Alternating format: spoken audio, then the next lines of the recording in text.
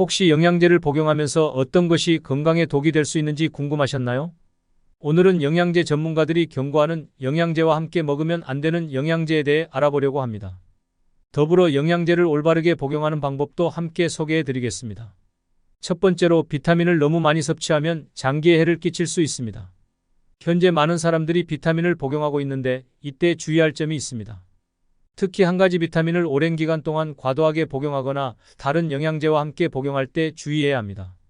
캐나다 의학협회지의 교수에 따르면 고용량의 비타민 D를 섭취하면 미세혈관성 폐화와 심부전과 같은 문제가 발생할 수 있다고 경고하였습니다.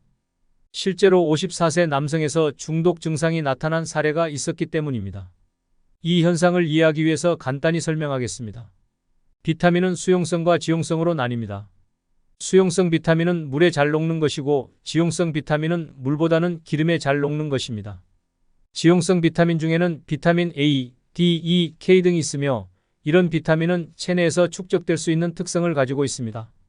특히 골다공증 예방에 도움이 되는 비타민 D를 과도하게 복용하면 고칼슘혈증을 일으킬 수 있습니다. 고칼슘혈증은 메스꺼움, 구토, 식욕부진, 불안감과 같은 증상을 유발할 수 있습니다.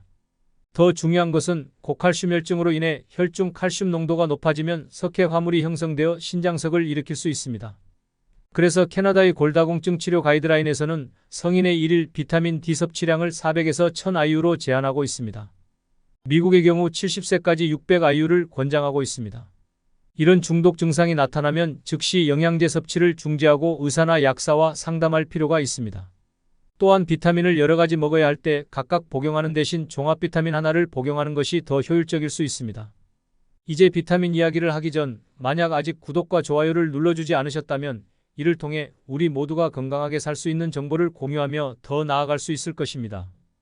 또한 댓글로 궁금한 점도 남겨주시면 함께 이야기를 나누면서 정말 유용한 정보를 얻을 수 있을 겁니다. 그럼 이제 비타민에 대해 자세히 알아보겠습니다. 첫 번째로 비타민은 합성 비타민과 천연 비타민으로 나뉩니다. 천연 비타민은 비교적 비싸지만 효과가 좋다고 여겨지는 반면 연구 결과에 따르면 흡수율은 천연 비타민이 더 높지만 효과에서 큰 차이는 없다고 합니다. 하지만 가장 큰 문제는 비타민을 과도하게 복용하는 것입니다. 여러 비타민을 동시에 복용하거나 다른 영양제와 함께 복용할 경우 비타민을 과다 섭취할 위험이 높아집니다.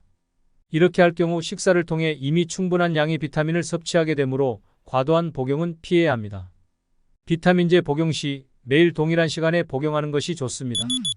공복에 복용하면 위장장애를 유발할 수 있으므로 이 점을 주의해야 합니다. 또한 비타민 성분은 단독 복용보다는 다른 음식의 영양 성분과 함께 복용할 때 흡수율이 더 높다고 합니다. 따라서 식사 직후에 비타민을 복용하는 것이 좋습니다.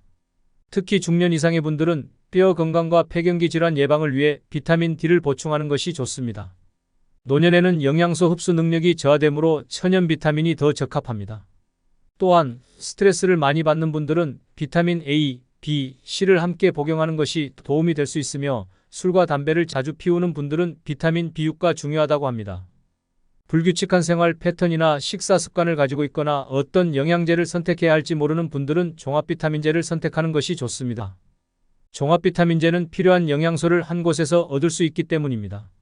세 번째로 유산균을 복용하고 계신다면 비타민C와 함께 복용하지 않는 것이 좋습니다. 한국에서는 많은 분들이 유산균을 복용하고 있는데 비타민C와 함께 복용할 경우 효과에 영향을 미칠 수 있습니다. 하지만 이에 대한 의사와 약사의 의견이 상이하며 대체로 비타민C와 유산균을 동시에 복용하더라도 큰 문제가 없다는 견해가 많습니다. 그럼에도 불구하고 걱정이 된다면 두 가지 영양제를 복용하는 시간을 1시간 정도 간격을 두어 복용하는 것이 좋을 것입니다. 또한 차, 커피와 같은 뜨거운 음식, 그리고 산성 음료류, 주스 등과 함께 복용하지 말아야 합니다. 특히 항생제와 함께 복용 시에는 좋은 세균까지 줄일 수 있어 아무런 효과를 기대하기 힘들어집니다. 일반적으로 위장염, 피부질환, 세균성 감염 등의 질환에는 항생제가 사용될 수 있습니다. 또한 항생제에는 페니실린 계열, 세팔로스포린 계열, 카바페넴 계열 등이 속합니다. 따라서 의사나 약사에게 항생제 성분이 포함되어 있는지 확인하는 것이 중요합니다. 네 번째로 유산균을 어떻게 복용해야 하는지 알아봅시다.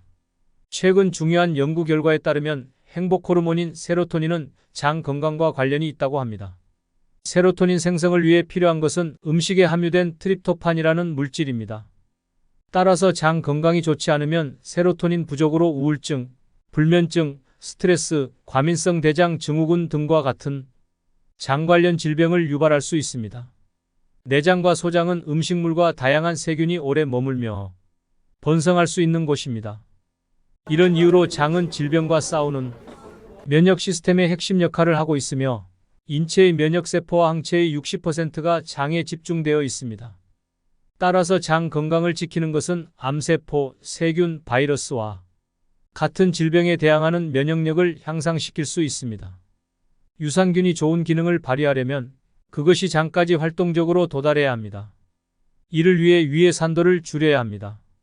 공복 상태에서 유산균을 복용하고 그 뒤에 물을 마신다면 유산균의 생존율을 높일 수 있습니다. 또한 채소와 함께 복용하면 장 내 환경을 개선하여 유산균이 잘 자라낼 수 있습니다. 만약 항생제를 복용한 경우에는 유산균을 복용하는 것은 항생제 후 5시간 정도 두는 것이 좋습니다. 마지막으로 홍삼에 대해 알아봅시다. 홍삼은 체질에 따라 다르지 않을 정도로 열을 발생시키는 성질이 있습니다. 그럼에도 불구하고 홍삼 역시 인삼과 비슷하게 열성이므로 열이 많은 사람들은 조심해야 합니다. 홍삼은 체내 열 생산을 높이고 혈관을 이완시켜 고혈압을 개선할 수 있다는 연구 결과가 있습니다. 그러나 2010년 국내 연구에 따르면 홍삼을 장기간 대량으로 복용할 경우 혈관 벽을 파괴하는 독성이 나타날 수 있다는 소견이 있습니다.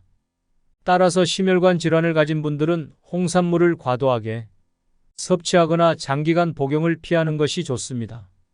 또한 홍삼의 사포닌 성분은 혈당을 낮추는데 도움을 주지만 당뇨병 환자가 약을 복용할 때 과도한 혈당 감소로 인한 저혈당을 유발할 수 있으므로 조심해야 합니다. 이외에도 홍삼은 에스트로겐과 유사한 효과를 나타내므로 폐경기 증상 완화에 도움이 될 수 있지만 장기간 복용 시에는 주의해야 합니다. 홍삼은 테스토스테론, 에스트론 등의 성분을 함유하고 있으며 폐경기, 여성의 유방 부종과 유방 통증 등을 유발할 수 있으므로 주의가 필요합니다.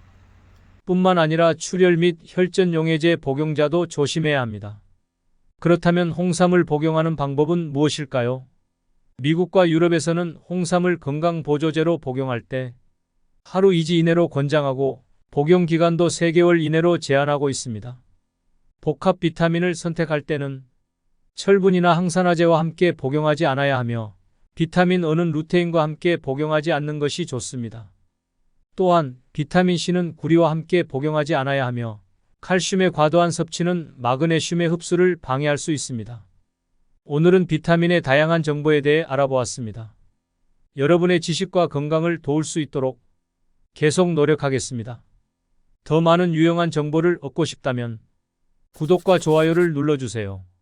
다음 영상에서 다시 만나요.